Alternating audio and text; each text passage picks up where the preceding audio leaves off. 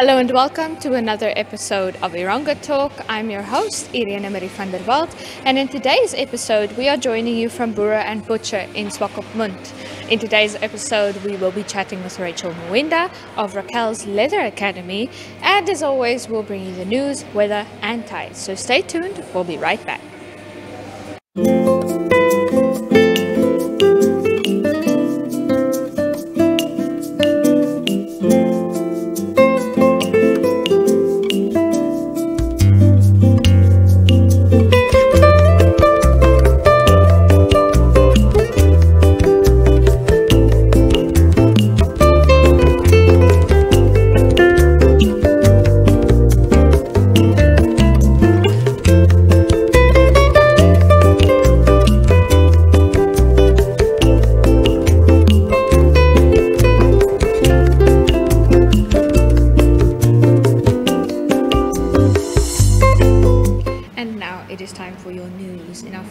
For today, the police are searching for 5 suspects who robbed a gambling house in Walvis Bay.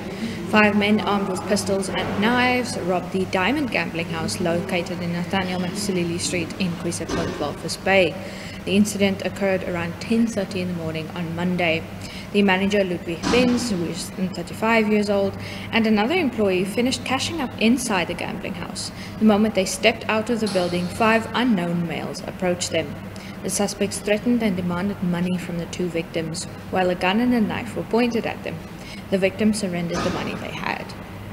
The suspects, who were dark in complexion, were wearing surgical masks and hats, took $28,427 Namibian along with the victims' phones, fleeing from the scene in a white getaway car. Neither of the victims sustained injuries during the incident. Persons who know anything about the suspects are urged to contact Deputy Commissioner Ikuyu on 081-246-4757, that's 081-246-4757, or Deputy Inspector John Matongwe at 081-246-1121, that's 081-246-1121. In the second story for today, the police are also searching for a 26-year-old who is said to be a psychiatric patient who escaped from the care of Tamariskia Clinic in Swakopmund on Monday. Willard Nkandi was last seen wearing blue jeans, a black t-shirt and brown sandals. He is known to often visit Henties Bay. Persons who have information regarding Nkandi's whereabouts are asked to contact Detective Chief Inspector Gururap at 081-233-3745, that's 081-233-3745, or Detective Warrant Officer Kabuku at 081-391-0671, that's 081-391-0671, or your nearest police station. And then the next story that we've all been waiting to hear from in Afrikaans, die rustigheid van Swakopmunders is met 'n harde slag van klinkende metaal verpletter toe 'n trein met 4 lokomotiewe en waans om 13:30 ontspoor het. Volgens noodpersoneel op die toneel was 4 mense by die ongeluk betrokke, waarvan 1 ongelukkig oorlede is. Aansienlike skade is ook aangerig en treinoperasies na en van 'n walvisbaai is vereers ontwrig. Nooddienste het gesukkel om die oorledene se liggaam wat vasgevang was in een van die ontspoorde lokomotiewe te verwyder. Die lokomotief lê op sy kop. Dit moet eers gelig word voor ons hom kan verwyder, het meneer Adrie Goosen, die hoof van die Swakopmund brandweer, verduidelik. Volgens Goosen was dit 'n wegroltrein en hy is van mening dat spoed die oorsaak is van die tragedie. Daar was 4 mense op die trein, verduidelik hy. 2 het afgespring en 2 het op die trein gebly. Van die 2 wat op die trein gebly het, is 1 beseer en die ander oorlede, het hy bevestig. 'n derde persoon word aan skok behandel. Gerugte dat die trein se brieke nie op standaard was nie, kon glad nie bevestig word nie. Lede van nooddienste op die toneel het bevestig dat die trein 'n vrag steenkool gedra het, wat vir die uitvoermark bestem is. Daar was ook 4 leë swaalsuurtankers. Transnam het in 'n verklaring bevestig dat die maatskappy se noodprotokol geïnisieer is na die ongeluk. Transnam betree hierdie voorval en sal beskikbare hulpbronne ten volle gebruik om ondersoek in te stel, het hulle gesê. Die gouverneur van die Erongo streek, meneer Neville Andre, het die ongeluk as 'n tragedie beskryf en inwoners gevra om van die toneel weg te bly sodat dit ongehinderd opgeruim kan word. Hopelik sal Transnam op ons laat weet sodat sulke situasies in die toekoms vermy en verhoed kan word. Ons innige meegevoel met die familie van die oorledene, het hy gesê. Die ongeluk het volgens mevrou Ciske Howard gewag om te gebeur. Howard is die voorsitter van die Erongo Streeksraad en sy was op die toneel. Sy is van mening dat die streek verwag het dat so 'n ongeluk sou gebeur. Die treine maak hier 'n skerp draai. Ons het dit al lank voor oë om die treine buite die dorp te laat verbygaan. Indien 'n trein met 'n plofbare of vlambare vrag ontspoor, kan dit 'n eislike ramp wees. Die spoorlyn is te na aan die dorp. Daar's geboue reg oor die straat, sê sy. Volgens Howard moet daar dringend ingegryp word. So you can read more about all the stories discussed and so much more at our website at www.erongo.com.na. That's www.erongo.com.na.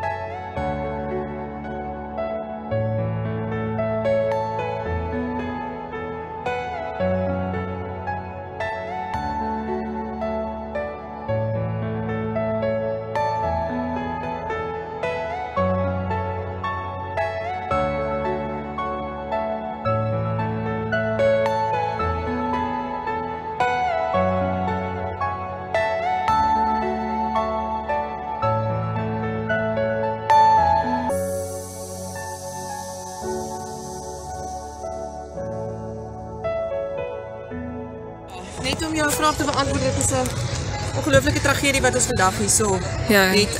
Ongelukkig is een persoon in 'n ongeluk omgekom, wat die grootste tragedie van die dag is. Ons is baie gelukkig dat dit nie 'n trein was wat dangerous goods gecarry het nie. Baie van die treine wat deur Swakopmund kom, het petrol aan boord, van hulle het sulfuric acid aan boord, allerhande stowwe wat op by die myne gebruik word. En ons wil al lankal hê dat hierdie treinspoor moet buitekant Swakop loop. Omdat hy deur 'n woongebied gaan, ook verder van hierdie kant af. Jy kan sien hoe naby dit in die geboue is. Dit is naby aan die Erongo kragstasie. So die tragedie wat vandag hier is, kon 'n baie groter tragedie gewees het as daar plofstowwe aan boord was. Ek dink is regtig tyd dat Transnamib en ons Local Authority en ons Regional Council almal bymekaar kom as 'n baie dringende saak om seker te maak dat ons hierdie treinspoor geskuif kry na buitekant die dorp toe. Dis ou spore wat hier lê, dit word wel goed deur Transnamib gekyk na, maar ons weet nie wat presies vandag hier gebeur het nie. Ons weet nie of dit 'n spoedfaktore is of dit die briekstelsel is wat onklaar gekom het nie. So ons is glad nie seker nie. Maar ons sal definitief dringend daarna kyk om seker te maak dat so iets nie weer in ons dorp gebeur nie. Okay, dankie.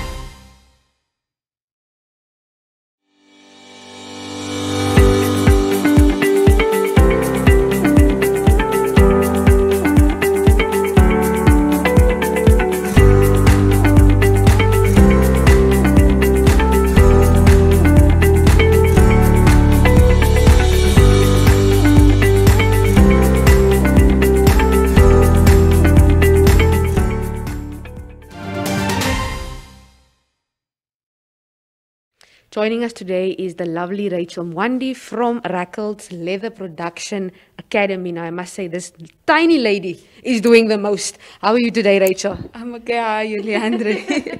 I'm fine. Please, we just had a nice chat now. Please tell us, who is Rachel Mwinda? Where do you come from? Okay, Rachel Mwinda is a young lady. Yes. Grew up in Arandes, that's where I've schooled. But I've lived in Swakop for 5 years now. Yes.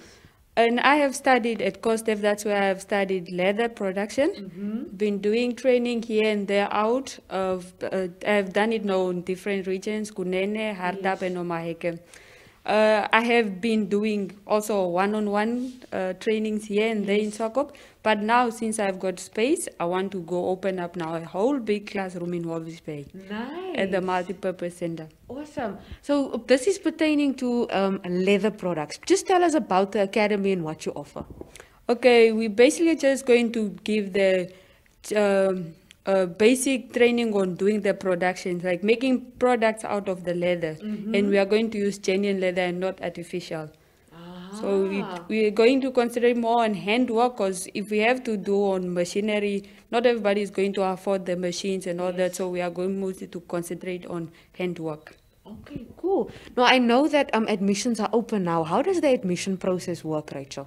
So the admission process is either you call the number on the post or you go to the multipurpose center in Walvis Bay. They have all the details. The application forms are there as well. But also, if you call me, I can forward you the application form via email or WhatsApp. I can do all that. And with the registration now, since we are just starting now, we are trying to accommodate everyone. We are trying to make it affordable to everyone. So we're starting on 1.8 for 4 months. And the 800 registration is compulsory, because that will cover tools, materials, and you will have your own toolkit, your starting toolkit. Yeah. Okay. Now tell me, until when will admissions be open? I can say I will just be open until month end, because I want to start the first week of April, which is the 6th. But so far, I think I have more than 15 students so far, and I can accommodate 25 for the first intake. Nice. So the reaction is quite good when it comes to making your own leather products. Nice? Yes, it is. Okay. Now tell me, what type of products do you make, or what type of what do you teach these learners? What type of products to make at the end of the day? We will try to concentrate on the small things.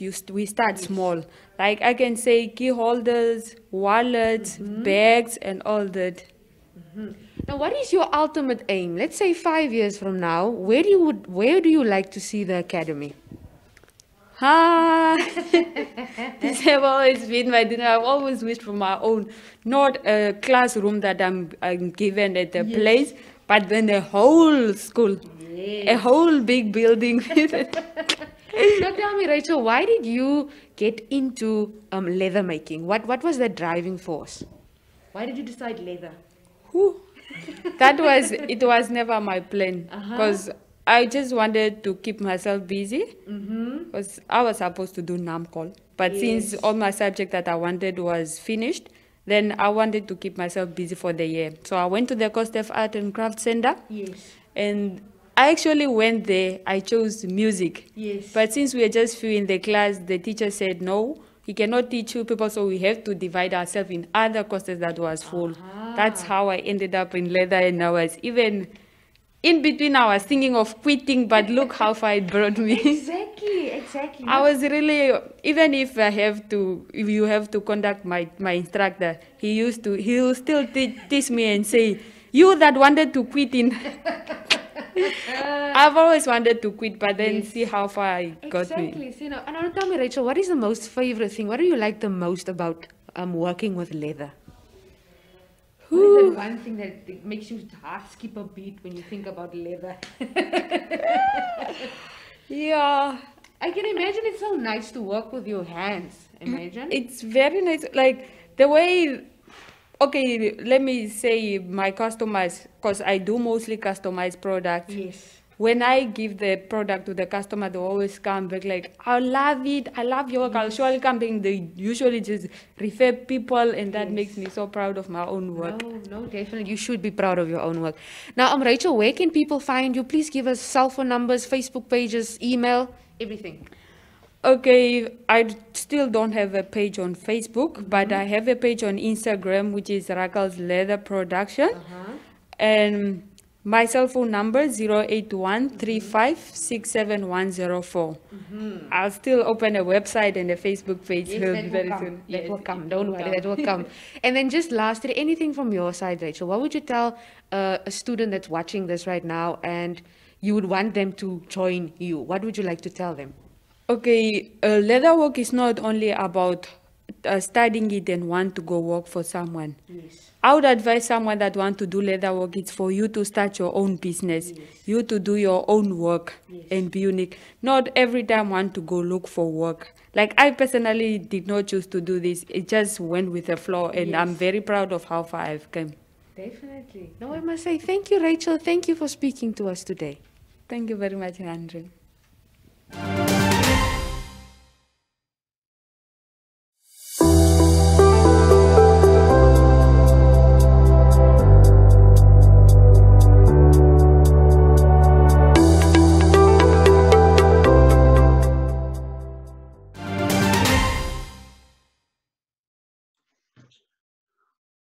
Hi there, my name is Rowan Van Dyk, author, speaker, leadership trainer, and I'm glad to see you are still following our series on the leadership flag. In this video, I'd like to talk to you about authority.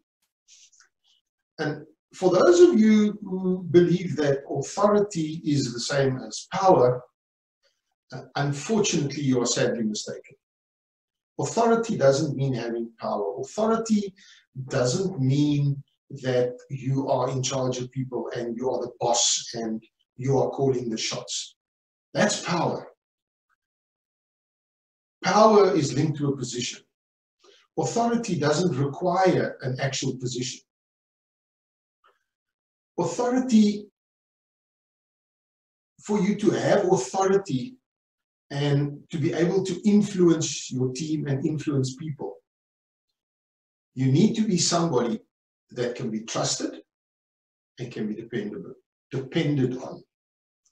So you need to be dependable. Your word must be your word. And give you a silly example of both ways how it works. So if you have a team or a group of people you're trying to influence, and you say for argument's sake, you're a sales manager, and you say to your sales team, guys, if anytime this week, your target for the week is X, whether you achieve it Monday, Tuesday, Wednesday, Thursday, whenever, as soon as you've achieved your target for the week, you can have the rest of the week off as a bonus and as a present from me because you've worked so well. And then your team goes and they get motivated and they climb in, they sell and they work and they put in the extra hours and they put in the effort because of this benefit and the reward they're going to get at the end. And then Wednesday afternoon, two of your salespeople come to you and say, we've hit our target, we've made it. Cheers, I see you on Monday. And you turn and you go, actually, you know what?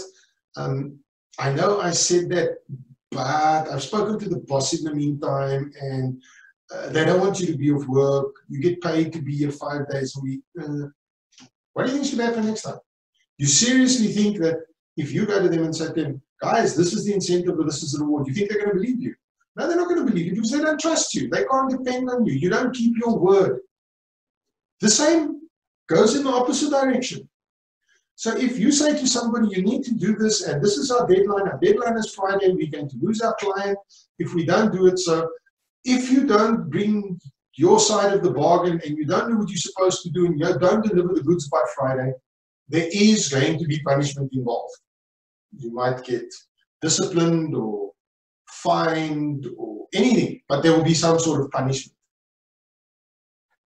If you get to Friday and they haven't achieved their target, and you don't mete out the punishment that you have, whatever you said it was, give them a warning, give them a fine, cut their commission, whatever it is. Next time, when you threaten them, they're not going to be interested. I can remember as a child, every time we did something, my mother would always say, just wait till your father gets home and you're going to get a lambasting. Who was I scared of? My father. If my mother told me to do something or threatened me with something, it didn't bug me. But if my father threatened me, I was afraid of him, I would do it. Now, you don't want your team to be afraid of you, but you want your team to know that if you say, this is what's going to happen, positive or negative. You need to make sure that it happens. Because if you don't, they are not going to trust you. You are not keeping your word, and they are not going to believe you next time. And you are not going to get that relationship going, and you're not going to get going with your team. I can remember my son had a teacher at school who was horribly strict. And I said to him, "And how's it?" He says, "Yeah, he's strict, but at least I know where I stand with him." And that's the important thing. People don't mind strict, as long as it's fair and you're being reasonable, which is something we will deal with later, but at least you're keeping your word. So as I've said before, if you enjoy these videos and you enjoy the content, please share it with as many people as you can. With your grandmother, with your uncle, your auntie, your cousins, your girlfriend, your ex-girlfriend, whoever, share it so that we can spread the word and we can get it out there. And we can develop real, authentic leaders that are dependable and keep their word and are trustworthy. Also, remember to subscribe to my YouTube channel and to click that bell icon so that you can be notified of all the new videos being posted. I will see you for the next video.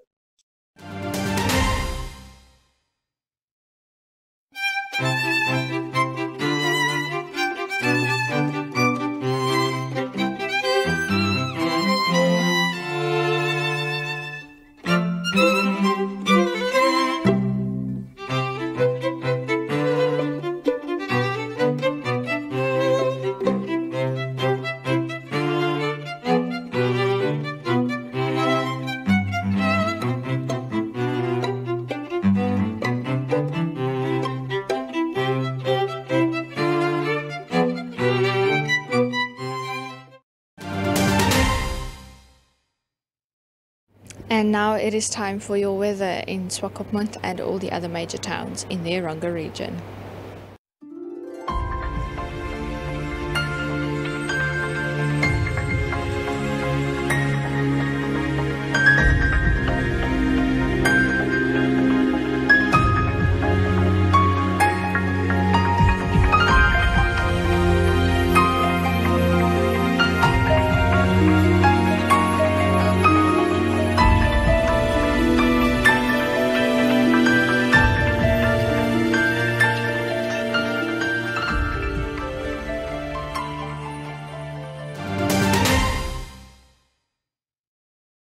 And that unfortunately brings us to the end of another episode of Erongo Talk. It was wonderful having you with us. So remember that you can check out the stories we discussed earlier and so much more on our website at www.erongo.com.na. That's www.erongo.com.na. And if you want to let us know what's happening in your town and your community or get in touch for advertisement opportunities, you can do so at 0811 7040. That's 0811 7040 on WhatsApp and on Telegram. So until tomorrow, if you need something to hold you over until you can see us again, you can check out the mounds of other shows offered by Namibia Media Holdings. This includes Active Kids for the little one, Windhoek Express, which is centered around the Windhoek community, Namibian Sun's Evening Review, Republicaans, Klets Kompas. The possibilities are endless. So we'll see you again tomorrow, same time, different place.